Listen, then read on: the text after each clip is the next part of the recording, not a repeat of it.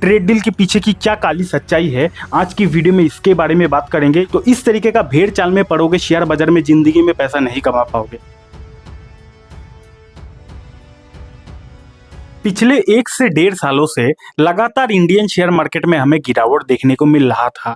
उसके पीछे तो काफी सारा कारण था ही, लेकिन एक सबसे बड़ा कारण था जिसके वजह से 1.5 सालों से इंडियन मार्केट परेशान है। वो कारण था भैया, इंडिया और यूएस का जो ट्रेड डील है वो नहीं हो रहा था। लेकिन रिसेंटली अगर आपको पता होगा तो इंडिया और यूएस का फाइनली ट्रेड डील भी हो चुका है। अब ट्रेड डील होने के बावजूद भी अगर आप इंडियन मार्केट को देखोगे तो लगातार वो जो गिरावट है वो गिरावट का सिलसिला कंटिन्यू है।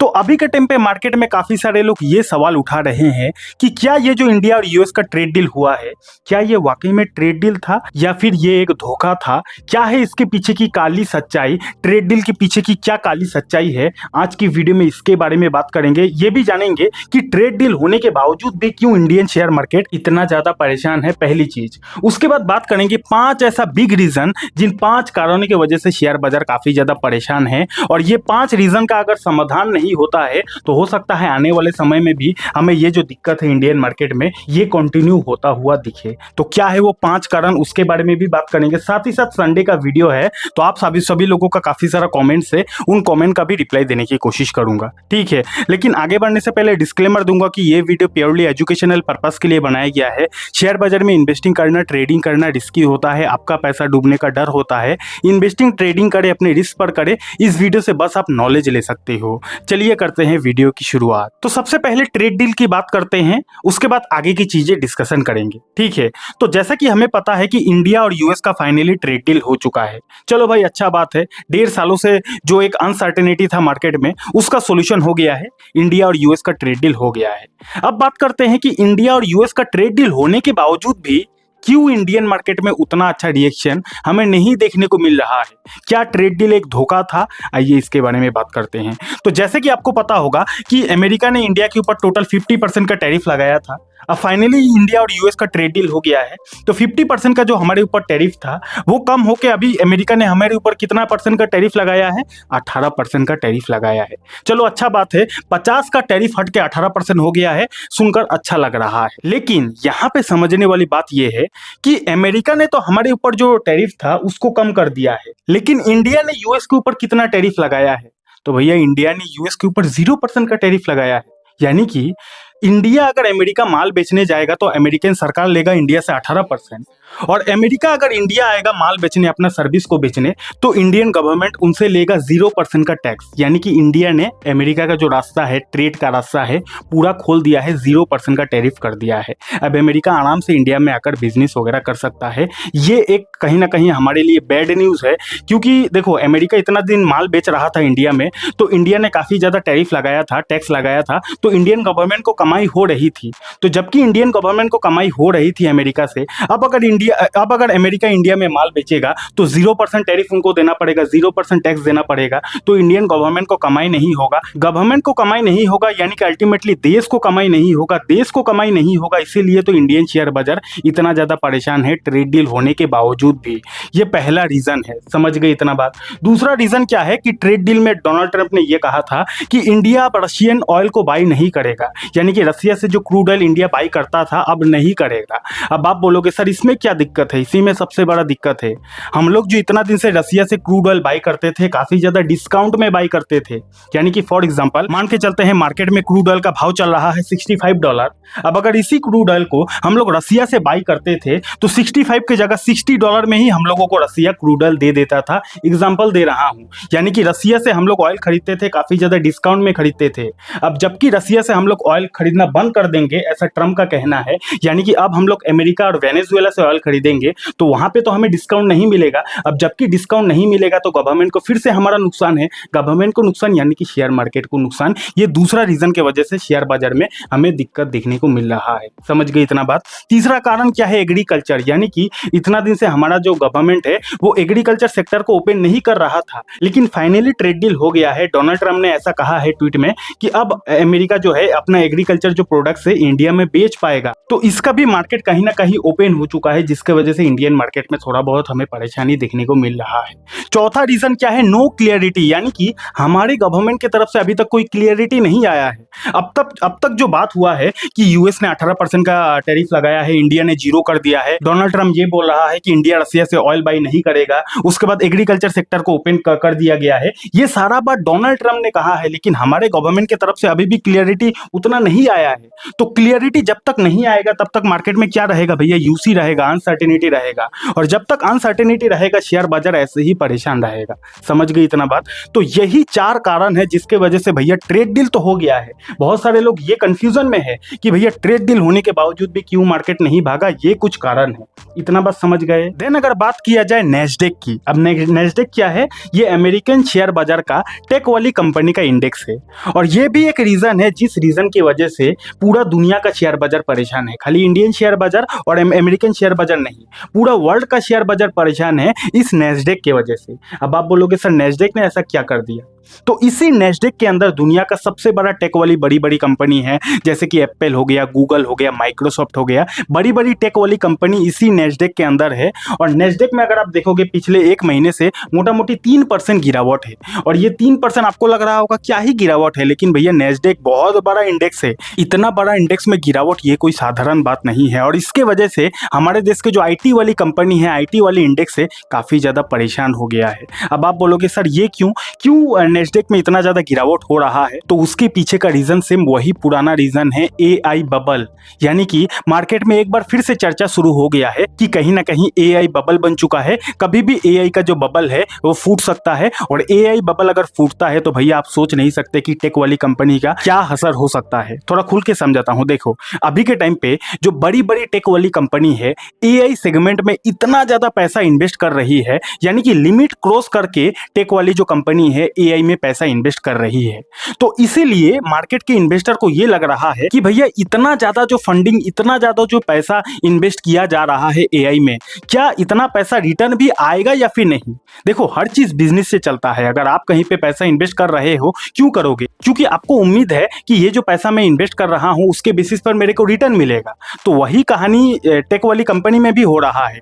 बड़ी से बड़े जो टेक वाली कंपनी है एआई में अंधा होकर पैसा इन्वेस्ट कर रहा है। अब मार्केट के इन्वेस्टर को ये लग रहा है कि भैया इतना ज्यादा पैसा इन्वेस्ट किया जा रहा है, क्या एआई इतना पैसा कमाकर देगा भी या फिर नहीं। अगर इतना पैसा एआई कमाकर नहीं देता है तो भैया उन कंपनी का क्या हो सकता है जो कंपनी ने इतना ज्यादा पैसा एआई में इन्वेस्ट किया है। जैसे कि फॉर एग्जांपल यहाँ पे आप देख सकते हो कि रिसेंटली एक खबर आया था कि अमेजॉन इतना बड़ा कंपनी है, Amazon falls most since August on 200 billion spending. यानी कि रिसेंटली कुछ समय पहले खबर आया था कि अमेजॉन जैसा इतना बड़ा कंपनी भैया 200 बिलियन स्पेंड कर रही है, किसके पीछे, एआई के पीछे। 200 बिलियन कोई मामूली रकम नहीं है। इतना पैसा जो कंपनी लगा रही है क्या इतना रिटर्न भी आएगा, ये सवाल है। उसके बाद यहाँ पे आप देख सकते हो यानी कि अलग अलग बड़ी बड़ी कंपनी एआई में पैसा लगाते ही जा रही है। 2 दिन पहले का खबर है, watch Anthropic completes deal to raise 30 billion in funding. यानी कि एंट्रोपिक नाम का एक अमेरिका का टेक वाली कंपनी है, 30 बिलियन पैसा फंड राइज किया है, क्यों, एआई के लिए। ठीक है, तो बड़ी बड़ी जो कंपनी है एआई में इतना ज्यादा पैसा ढाल रही है जिसके वजह से मार्केट में एक पैनिक फैल गया है कि क्या इतना पैसा लौट कर आएगा भी या फिर नहीं। अगर लौट कर नहीं आता है तो किसको नुकसान होगा, वो कंपनी का नुकसान होगा जो कंपनी इतना पैसा ढाल रही है। तो बड़ी बड़ी कंपनी पैसा ढाल रही है, उन कंपनी का अगर नुकसान होता है तो झेलना किसको पड़ेगा, झेलना तो हर किसी को पड़ेगा, पूरा शेयर मार्केट को झेलना पड़ेगा। ठीक है, उसके बाद जले पे नमक छिड़कने वाला खबर क्या आ जाता है, इस व्यक्ति को आप जानते होंगे, इसका नाम है भैया माइकल बरी, और ये अमेरिका का बहुत बड़ा शॉर्ट सेलर है। इनका कल का दिन एक बयान आता है, यहाँ पे आप देख सकते हो, big shot investor Michael Burry just unveiled a new bear case on Palantir. कोई बाई सेलिंग का रिकमेंडेशन नहीं है। ये जो व्यक्ति है बहुत बड़ा शॉर्ट सेलर व्यक्ति है, और इनका प्रेडिक्शन कई बार सही भी जाता है, कई बार गलत भी जाता है। मैं ऐसा नहीं बोलता कि ये जो बोले हैं इनका जो प्रेडिक्शन है हर बार सही गया है, ऐसा नहीं है। लेकिन एक बार फिर से इन्होंने भविष्यवाणी ये किया है कि माइकल बरी ने unveiled a new bear case, यानी कि इनको ऐसा लगता है कि पेलेंटियर जो अमेरिका का बहुत बड़ा टेक वाली कंपनी है उसमें बहुत बड़ा गिरावट आ सकता है, और इसीलिए इन्होंने पेलेंटियर पर बियर सिग्नल दिया है। यानी कि इनको लगता है कि इस कंपनी में जोरदार गिरावट आ सकती है। कोई बाई सेलिंग का मेरे तरफ से एडवाइस नहीं है, रिकमेंडेशन नहीं है, ओनली फॉर एजुकेशन के लिए आपको दिखा रहा हूं। और जैसे ही इनका बयान सामने आ जाता है उसके बाद मार्केट में फिर से पैनिक फैलने लगता है है, फिर से टेक वाली कंपनी, एआई वाली कंपनी में गिरावट होती है। अब एआई वाली कंपनी में गिरावट होगा तो बाय डिफॉल्ट उसका जो असर है हमारे देश आईटी कंपनी में भी पड़ेगा। अब हमारे देश आईटी कंपनी में अगर उसका असर पड़ेगा तो यहाँ पे आप देख सकते हो हमारा जो निफ्टी 50 है उसमें आईटी जो सेक्टर है कितना ज्यादा वेटेज रखती है, 10% का वेटेज रखती है। तो आईटी सेक्टर में दिक्कत आना यानी कि 10% जो इंपैक्ट है हमारे निफ्टी 50 हमारे इंडियन मार्केट में भी दिक्कत आना। और आईटी सेक्टर में दिक्कत कहां से आ रही है? अमेरिका से आ रही है, क्योंकि एआई बबल का जो न्यूज है वो फैलते ही जा रहा है। एक तो आईटी सेक्टर दिक्कत दे रहा है, उसके बाद ऑयल एंड गैस सेक्टर जो है वो मोटा मोटी 9.5-10% ये भी वेटेज रखता है हमारे निफ्टी 50 में। और ऑयल एंड गैस सेक्टर क्यों परेशान है? क्योंकि भैया ये जो डोनाल्ड ट्रंप ने कहा है कि इंडिया रसिया से क्रूड ऑयल बाई नहीं करेगा, तो जबकि इंडिया अगर रसिया से वाकई में क्रूड ऑयल नहीं खरीदेगा तो हमें डिस्काउंट ऑयल नहीं मिलेगा। अब अगर डिस्काउंट ऑयल नहीं मिलेगा तो भैया कहीं ना कहीं ऑयल एंड गैस सेक्टर हमारे देश का डिस्टर्ब हो सकता है कि नहीं? और अगर ऑयल एंड गैस सेक्टर भी डिस्टर्ब होगा तो भैया इसका जो असर है हमारे निफ्टी 50 में पड़ेगा कि नहीं? क्योंकि 10% का जो वेटेज है ऑयल एंड गैस सेक्टर से भी आता है। ठीक है, तो कहीं ना कहीं अभी के टाइम पे हमारा सबसे बड़ा जो कीमती सेक्टर है टेक्नोलॉजी सेक्टर वो भी परेशान है। दूसरा ऑयल एंड गैस सेक्टर 10% का वेटेज रखता है, ये भी परेशान है। इन्हीं सब रीजन के वजह से आज के डेट में इंडियन मार्केट में हमें जोरदार गिरावट देखने को मिल रहा है। समझ गए इतना बात? अगर आपको अब तक वीडियो समझ में आ रहा है तो वीडियो को लाइक कीजिए, कमेंट कीजिए। अगर डीमेट अकाउंट नहीं है, डीमेट अकाउंट का लिंक आपको हमारे वीडियो के डिस्क्रिप्शन पर मिल जाएगा, वहां से भी आप अपने लिए डीमेट अकाउंट खुलवा सकते हो। इंस्टाग्राम पर अभी तक फॉलो नहीं किए हो, जाके कर लो। अच्छा रील्स आपको डेली बेसिस पर देखने को मिल सकता है। ठीक है, तो यहां तक क्लियर है ना? यूएस और ईरान का जो वार है इसका डर तो मार्केट में अलग से ही सता रहा है। ठीक है, हालांकि अभी तक वैसा कोई नेगेटिव न्यूज नहीं है, लेकिन ये जो डर है मार्केट के इन्वेस्टर को पूरा सता रहा है कि कहीं कोई अमेरिका ईरान में हमला वगैरह ना कर दे, ईरान अमेरिका में हमला वगैरह ना कर दे। ये जो डर है मार्केट के इन्वेस्टर को अलग लेवल से ही परेशान कर रहा है। गोल्ड की बात किया जाए, सिल्वर की बात किया जाए, लगातार गिरावट देखने को मिल रहा है। और जो लोगों ने तेजी में आकर इन्वेस्टिंग किया था, फोमो में आकर इन्वेस्टिंग किया था, रोज भाग रहा है खरीदो गोल्ड को, रोज भाग रहा है खरीदो सिल्वर को, इन लोगों का फरफरानी जो है कहीं ना कहीं कुछ दिनों से कम हो गया है। ठीक है, कुछ दिन पहले आप देखे होंगे बहुत सारे लोग जिसको भैया शेयर बाजार का एस भी नहीं मालूम है, वो लोग भी गोल्ड को खरीद रहा था। तो आज के डेट में वो लोग खून के आंसू रो रहा है। इसलिए मैं बोलता हूं भैया नॉलेज बढ़ाओ। जो चीज भाग रहा है हमेशा वो अच्छा नहीं होता है। मैं यहाँ पे गोल्ड को खरीदने का या फिर नहीं खरीदने का कोई एडवाइस रिकमेंडेशन नहीं दे रहा, मैं बताने की कोशिश ये कर रहा हूँ कि जो चीज भाग रहा है उस पर हमारा उतना नजर नहीं होना चाहिए। जब गोल्ड शांत था, आज से 1 साल पहले, 2 साल पहले, 3 साल पहले जब गोल्ड शांत था उस समय किसी का उतना नजर नहीं था, लेकिन पिछले 1 सालों से गोल्ड भाग रहा है। अब सबका जो नजर है गोल्ड और सिल्वर में है। तो इस तरीके का भेड़ चाल में पड़ोगे शेयर बाजार में, जिंदगी में पैसा नहीं कमा पाओगे। ठीक है, उसके बाद यहाँ पे इंडियन रुपी की बात किया जाए डॉलर के कंपैरिजन में मोटा मोटी ठीक है, 90 के आसपास है। क्रूड ऑयल की बात किया जाए तो यहाँ पे आप देख सकते हो 67 को क्रॉस कर दिया है, जो चीज उतना ज्यादा सही नहीं है हमारे मार्केट के लिए। एफआईडीएस की डेटा की बात किया जाए, यहाँ पे थोड़ा सा खेल हो चुका है भैया, क्योंकि जब से ट्रेड डील हुआ था उसके बाद एक उम्मीद जग चुका था कि कहीं ना कहीं एफएस का कमबैक थोड़ा बहुत सही हो चुका है। क्योंकि अगर आप देखोगे तो लगातार एफएस कुछ दिनों से, पिछले 5 दिनों से बाई कर रहा था, लेकिन रिसेंटली एफएस ने जोरदार माल बेच दिया है। मोटा मोटी 7,000 करोड़ का माल वन सिंगल डे में एफएस ने निकाल दिया है। तो कहीं ना कहीं कुछ तो ऐसा है जो चीज एफएस को तंग कर रहा है, जो चीज रोक रही है एफएस को हमारे इंडिया में इन्वेस्टिंग करने से। क्या है वो रीजन? अगर आपको कुछ आइडिया है नीचे कमेंट सेक्शन में बता सकते हो। ठीक है, तो फाइनली वीडियो का कंक्लूजन में इतना ही बोलूंगा कि ये जो ट्रेड डील हुआ है, इस ट्रेड डील में हमारे गवर्नमेंट की तरफ से उतना ज्यादा क्लियरिटी अभी भी सामने नहीं आया है। तो जब तक क्लियरिटी सामने नहीं आएगा तब तक मार्केट में जो अनसर्टेनिटी है वो बरकरार रहेगा। जब तक अनसर्टेनिटी रहेगा तो इंडियन मार्केट में हमें उतना अच्छा दिन हो सकता है देखने को ना मिले। तो क्लियरिटी आना काफी ज्यादा जरूरी है। देन अगर बात किया जाए एआई बबल का, तो एआई बबल तो हमारे हाथ में नहीं है भैया। देखा जाए कि एआई बबल फूटता है या फिर नहीं फूटता है, लेकिन इसके वजह से हमारे देश का टेक वाली कंपनी काफी ज्यादा परेशान है। देन अगर बात किया जाए यूएस और ईरान का जो अनसर्टेनिटी है वो तो मार्केट में अभी तक है, तो इसका क्या सॉल्यूशन निकलता है ये देखना इंटरेस्टिंग रहेगा। और फाइनली अगर एफएस की एक्टिविटी की बात किया जाए तो एफएस तो लगातार हमारे इंडियन मार्केट से पैसा निकालते ही जा रहा है। ठीक है, तो चलिए अब आप लोगों का कुछ कमेंट्स है, उन कमेंट का भी रिप्लाई दे देता हूं। सबसे पहला सवाल मोहित साहू जी की तरफ से आया है, स्विंग ट्रेडिंग में कितने दिन का चार्ट लगाकर स्ट्रेटेजी बनानी चाहिए? तो मोहित जी बताना चाहूंगा कि इसका कोई फिक्स आंसर नहीं है, लेकिन फिर भी आपको समझने के लिए बता दूं कि 1 मंथ और 1 वीक का कैंडल लगाकर, चार्ट लगाकर आप उस चार्ट का ओवरऑल ट्रेंड को देख सकते हो कि ये जो चार्ट है इसका ओवरऑल ट्रेंड कैसा है, अप ट्रेंड में है, डाउन ट्रेंड में है या फिर साइडवेज में है। तो इसको आप 1 मंथ और 1 वीक में लगाकर एनालिसिस कर सकते सकते हो। और स्ट्रेटेजी बनाने के लिए 1 डे का कैंडल और 4 आवर का कैंडल को ज्यादातर यूज किया जाता है। समझ गए इतना बात। अगला सवाल राम बाबू जी की तरफ से आया है, आकाश भाई 1 से 2 लाख रुपए इन्वेस्ट करना है और कंपाउंडिंग इन्वेस्टिंग करना है 10 से 20 सालों के लिए, आप बताएं कौन से स्टॉक में करे, कैसे करे, कहाँ करे, क्या नहीं करे, सब कुछ बताएं। तो राम बाबू जी आपको बताना चाहूंगा 1 से 2 लाख रुपए या फिर कितना भी पैसा आपको इन्वेस्टिंग करना है 10 से 20 सालों के लिए अगर करना है, तो कभी भी इस गलतफहमी में मत रहिएगा कि आप कोई भी मान के चलते हैं कोई ए नाम का स्टॉक है, इसमें आप इन्वेस्टिंग करोगे और आप ये सोच रहे हो कि मैं इस स्टॉक में इन्वेस्टिंग करके 20 सालों के लिए भूल जाऊंगा। क्या 20 सालों के लिए भूल जाऊंगा, मेरे को 20 सालों के बाद इस स्टॉक में कंपाउंडिंग रिटर्न मिलेगा, मेरा पैसा काफी गुना हो जाएगा। तो इस गलतफहमी में मत रहिएगा। जी हाँ, आपको सुनकर थोड़ा अजीब लग रहा होगा लेकिन प्रैक्टिकल रियलिटी बता रहा हूं, क्योंकि 20 सालों में भैया कंपनी का बिजनेस में उलट पुलट हो सकता है।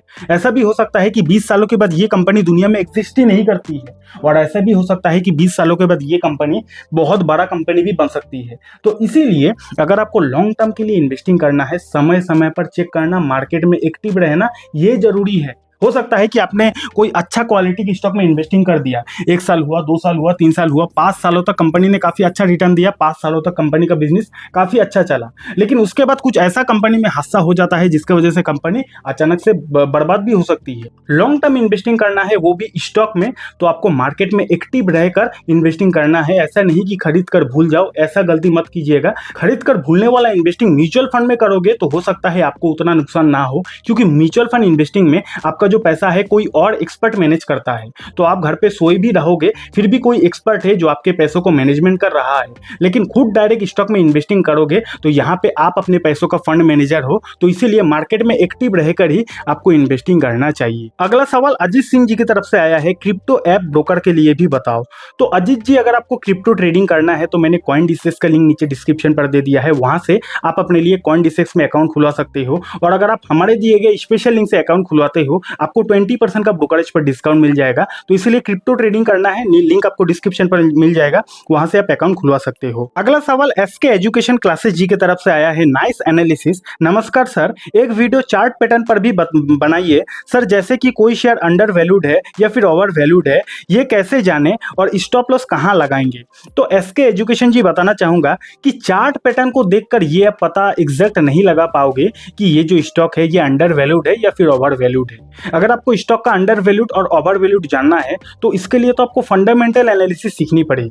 समझ गए ना बात। चार्ट पैटर्न को देखकर तो आप स्टॉक का ट्रेंड वगैरह पता लगा सकते हो कि स्टॉक कौन से ट्रेंड में है। ट्रेडिंग करने के लिए चार्ट पैटर्न ज्यादातर यूज किया जाता है, लेकिन अगर आपको स्टॉक का ओवर वैल्यूड, अंडर वैल्यूड ये सब पता लगाना है तब तो आपको फंडामेंटल एनालिसिस सीखनी पड़ेगी। लेकिन फिर भी टेक्निकली एक तरीका है, जो तरीके को बोला जाता है भैया RSI, यानी कि RSI एक इंडिकेटर है जिस इंडिकेटर से आप ये समझ सकते हो कि ये जो स्टॉक है ये ओवर वैल्यूड है या फिर अंडर वैल्यूड है। इतना आप RSI से पता लगा सकते हो। तो RSI वाला वीडियो हमारे चैनल पर मिल जाएगा, उस वीडियो को देखो तो आपको इतना अनुमान लग जाएगा कि स्टॉक का जो प्राइस है ये ओवर वैल्यूड है या फिर अंडर वैल्यूड है। समझ गए इतना बात। तो आज का वीडियो यहीं तक था। अगर आप लोगों का भी कोई सवाल है, कुछ पूछना चाहते हो, नीचे कमेंट कर देना, अगला वीडियो में आपका आंसर देने की कोशिश करूंगा। अगर आपको स्विंग ट्रेडिंग के बारे में डिटेल में सीखना है, क्या होता है स्विंग ट्रेडिंग कैसे किया जाता है, स्विंग ट्रेडिंग का कितना स्ट्रैटेजी होता है, डिटेल में सीखना है, यहाँ पे क्लिक करके इस वीडियो को देख सकते हो। डीमेट अकाउंट नहीं है, डीमेट अकाउंट का लिंक आपको हमारे वीडियो के डिस्क्रिप्शन पर मिल जाएगा। बहुत बहुत धन्यवाद।